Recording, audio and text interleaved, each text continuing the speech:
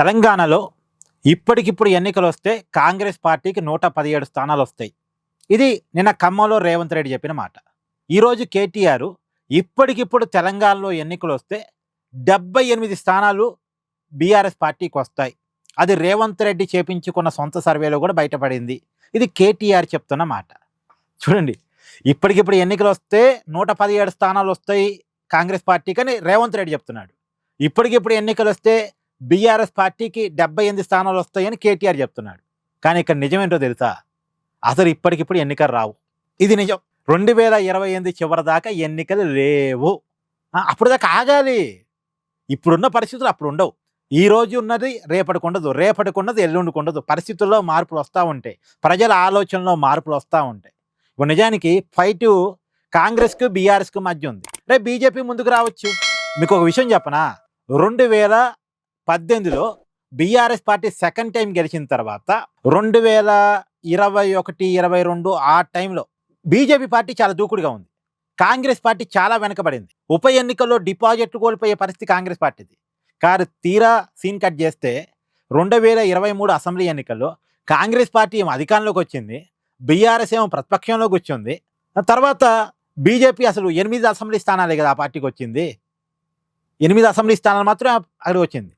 ఇక్కడ చూడండి, 2018లో second time BRS అధికారంలోకి వచ్చిన తర్వాత 2021 దాకా బీఆర్ఎస్తే హవా నడిచింది. 2021 తర్వాత అమాంతం బీజేపీ పెరిగింది. అసలు కాంగ్రెస్ ఎప్పుడూ ఏమీ లేదు. కానీ 2023 వచ్చేసరికి బీజేపీ పండుకుంది, కాంగ్రెస్ పెరిగింది, బీఆర్ఎస్ సెకండ్ ప్లేస్కి వచ్చేసింది. అంటే రాజకీయాలు ఎప్పుడు ఎలా ఉంటాయో ఎవరికీ తెలియదు. ఇప్పటికిప్పుడు కలలు కనొద్దు. అందులోనూ ఇప్పుడు 119 స్థానాలు తెలంగాణలో ఉన్నాయి. ఇప్పుడు డీలిమిటేషన్ ఖచ్చితంగా జరిగే అవకాశమే ఉంది. ఈ 119 కాస్త 172 స్థానాల వరకు పెరిగే అవకాశం ఉంటుంది. ఈ 172 స్థానాలు పెరిగినప్పుడు ఏ మండలం ఏ నియోజకవర్గంలో ఉంటుందో తెలియదు.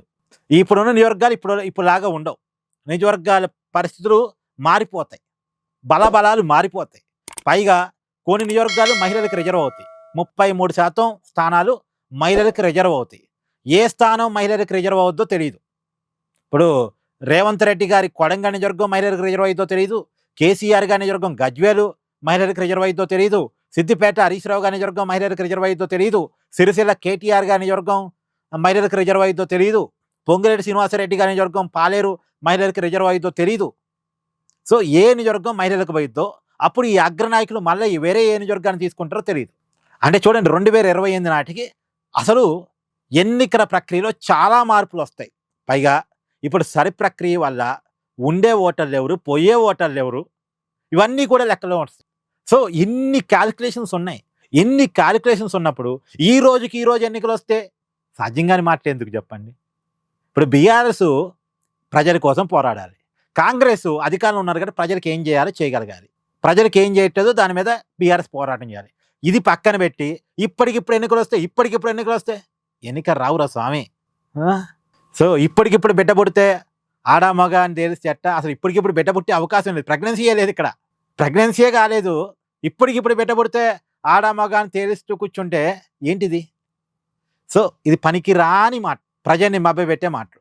Thank you. Please do like, share and subscribe this channel.